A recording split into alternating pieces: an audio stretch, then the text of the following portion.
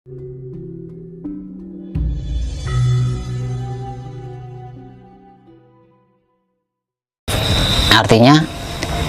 itulah penyaksian tentang itulah yang menjadikan saya pernah terpuruk, Mas ya. Itu penyaksian tentang itu. Namun yang pasti itu nyata, sedang terjadi,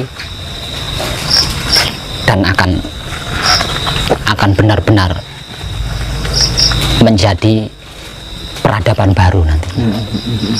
Masih lama nggak Pak Web? Kalau prosesnya kan sudah terjadi, Mas. Prosesnya sudah terjadi, dan benar-benar kejadiannya itu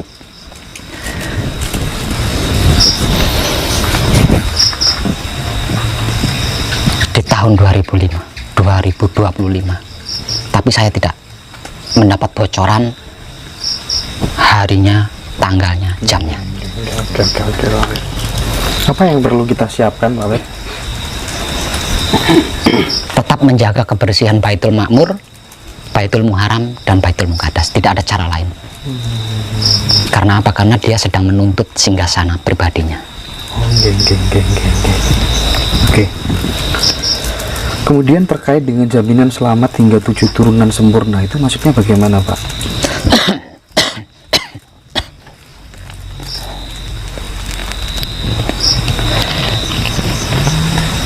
Sesungguhnya setiap manusia, khususnya manusia-manusia lama yang lahir kembali pada saat ini, itu kan melanjutkan karma leluhur, Mas. Melanjutkan karma leluhur dan menjalani karma pribadi.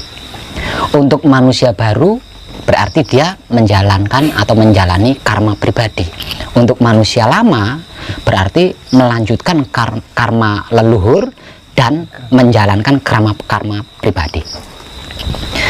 Nah, yang namanya karma ini yang paling sulit dan paling rumit di kehidupan manusia, Mas.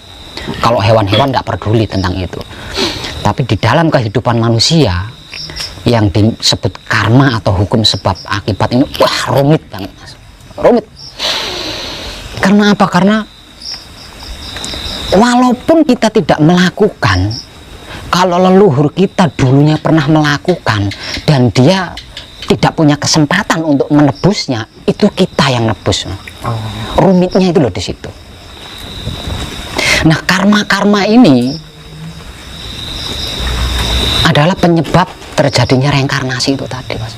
Jadi sebenarnya orang-orang, bahkan orang-orang yang kita pandang suci, yang gagal mencapai kesempurnaan, dalam artian di dalam kematiannya dia tidak bisa kembali kepada Tuhan, gitu ya. Nah, kegagalannya itu bukan karena agamanya tidak baik, bukan karena ilmunya tidak hebat, bukan karena tingkah lakunya tidak benar, bukan.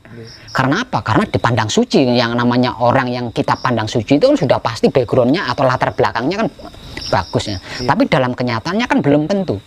Belum tentu berhasil mencapai kesempurnaan, atau dalam istilah agamanya belum tentu berhasil innalillahi wa inna ilaihi rajiun. Belum tentu berhasil di situ. Nah, terjadinya reinkarnasi ini adalah karma ini tadi, Mas. Sebaik apapun dia di dunia ini, kalau karmanya tidak selesai, karma yang sedang dilanjutkan dan yang sedang dijalankan tidak selesai, akan menjadikan dia bereinkarnasi lagi ke dunia ini untuk menyelesaikannya dengan wujud yang lain. Ya, kalau wujud berikutnya sebagai manusia seperti kita.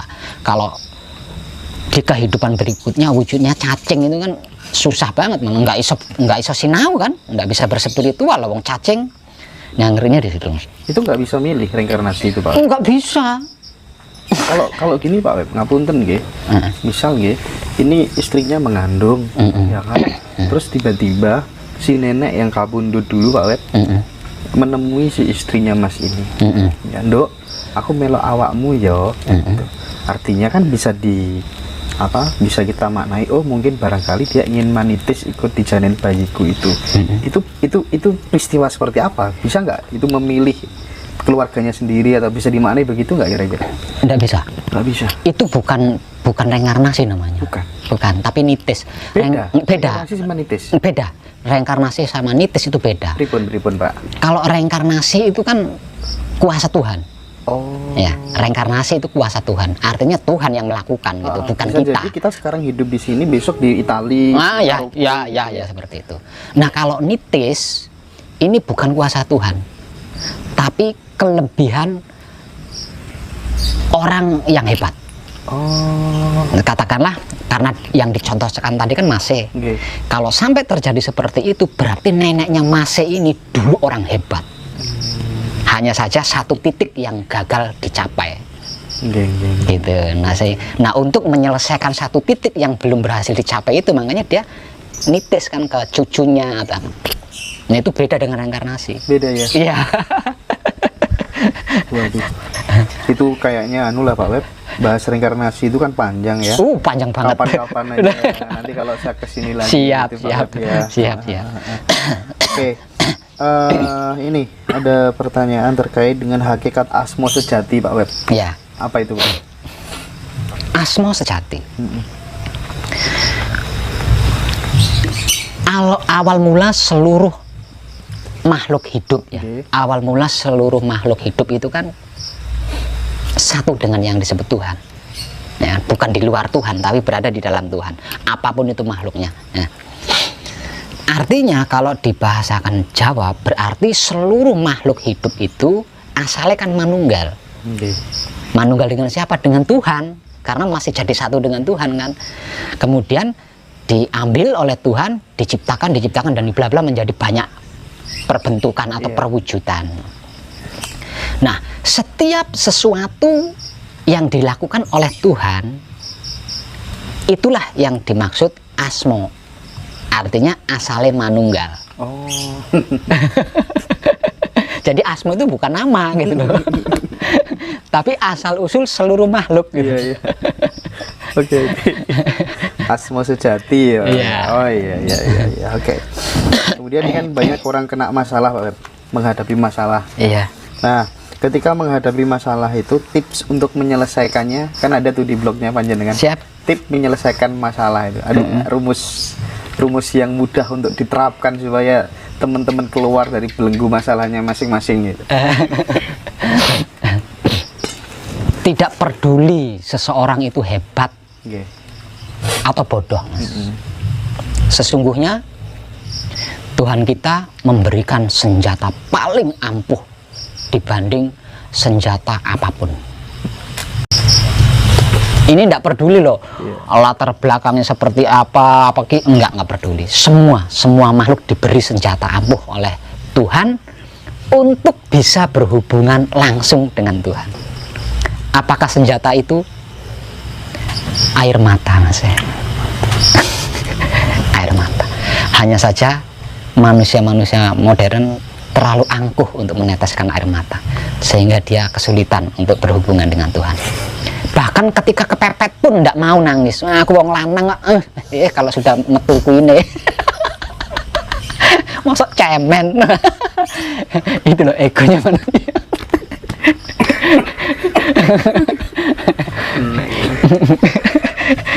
Pedal itu senjata paling ampuh loh, Mas. Saya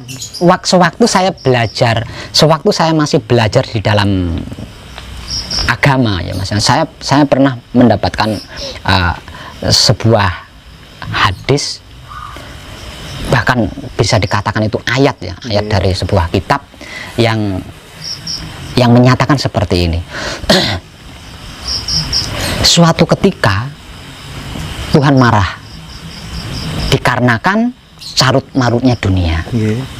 Lah, makhluk yang paling dikasihi oleh Tuhan kan Jibril. Ini istilah agama loh, Mas ya. Ini istilah agama. Nah, makhluk yang paling dikasihi oleh Tuhan kan Jibril. Nah, ketika Tuhan marah, menyaksikan dunia, carut marutnya dunia, yang karena yang dikasih Jibril, akhirnya yang dipanggil itu Jibril. Kemudian hadis itu menyatakan Tuhan berteriak. Tapi kalau kita masukkan ke dalam spiritual ya lucu ya. Tapi ini ada hikmah yang bisa kita ambil di sini gitu. Nah, Tuhan marah. Nah, ketika Tuhan marah itu Tuhan berteriak memanggil Jibril. Jibril, cepat sini. Akhirnya si Jibril ini tergopoh-gopoh mendatangi Tuhan. Ketika Jibril sampai di hadapan Tuhan, kemudian Tuhan berseru, "Aku marah, Jibril. Aku marah." Loh, kok Tuhan bisa marah? Tadi pemaknaan daripada hadis itu seperti itu kurang lebihnya. Loh, kok Tuhan marah? Bagaimana aku tidak marah? Aku ciptakan dunia seisinya ini seindah mungkin. Tapi orang-orang itu menghancurkannya, mencarut marutnya. Aku hancurkan dunia ini. Itu seruan dari Tuhan. Nah, terus Jibril itu ngomongnya kayak Dono Kasino Indro. Ya Tuhan, dunia ini seisinya milikmu. Yang menciptakan juga Engkau. Kalau Engkau hendak menghancurkan dunia, halo monggo, silahkan. Jawabannya kan jawaban pelawak toh. Iya. Itu si Jibrilnya itu ya nyeleneh. Tapi saya dapat hikmah yang luar biasa di situ. Gimana, Pak? Nah, setelah dipersilahkan oleh Jibril, kemudian Tuhan berkata lagi, tapi aku tidak sampai hati, Jibril. Nah, dibahas lah, Tuhan kok punya hati gitu ya. Tapi dialektikanya seperti ya. Gitu. Tapi aku tidak sampai hati ya, Jibril. Loh, kok Tuhan sampai tidak sampai hati itu? Apa yang bisa menyebabkan Tuhan tidak sampai hati? Jauh di bawah sana, Jibril, ada seorang hamba yang bersimpuh di hadapanku dengan linangan air mata.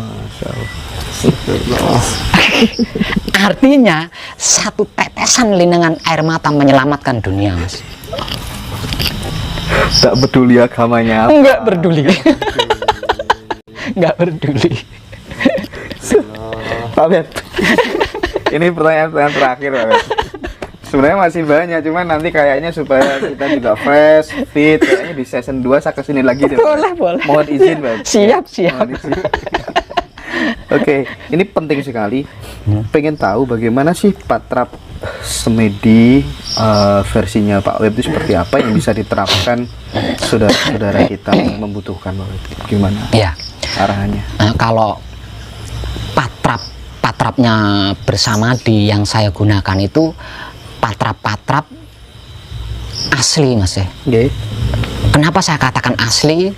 Karena sesungguhnya patrap ini terjadi ketika kita masih dalam kandungan.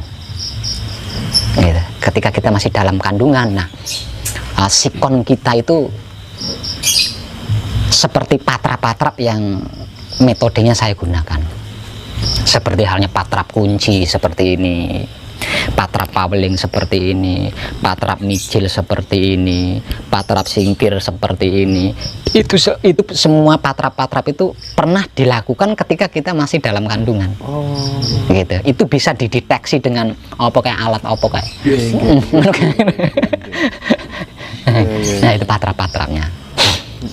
Kalau ingin tahu secara khusus ya mungkin barangkali bisa berhadapan langsung ya. Bisa belajar bareng, Mas. Karena apa? Karena di sini nggak ada guru murid gitu ya. Sungguh tidak ada guru murid. Bagi siapapun yang belajar bersama saya di sini, saya adalah teman seperjalanan, bukan guru, bukan pembimbing, teman seperjalanan. Iya. Ini mungkin bahasa orang ateis, Pak. Ya. Menjadi Tuhan untuk membunuh Tuhan. Gimana itu? Menarik gitu, Pak. Ya.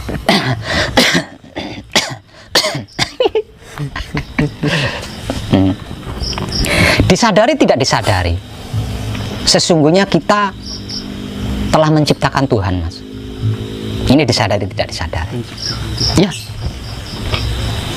Disadari tidak disadari, terlalu banyak gerak-gerik yang kita lakukan, sesungguhnya itu menciptakan Tuhan.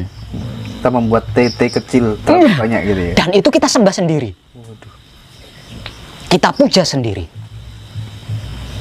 Nah, Tuhan seperti ini harus kita bunuh. Lah, untuk bisa membunuh Tuhan kan kita harus jadi Tuhan. Kenapa? Kita ngambil spiritual dalam agama.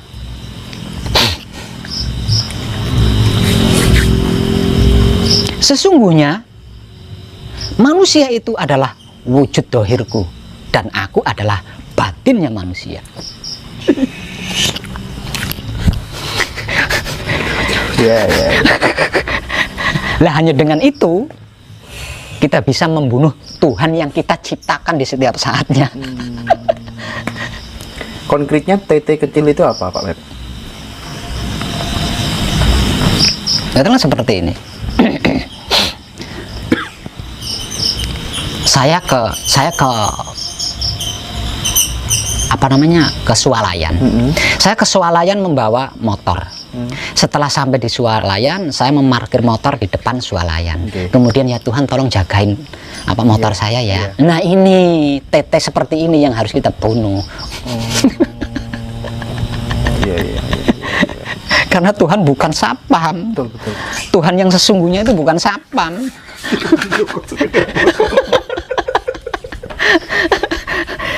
Tapi sadar kita pernah melakukan itu loh, Mas. Ayo jujur. Iya. Iya. Bolak-balik. Itu. Tiap saat kayaknya. Itu.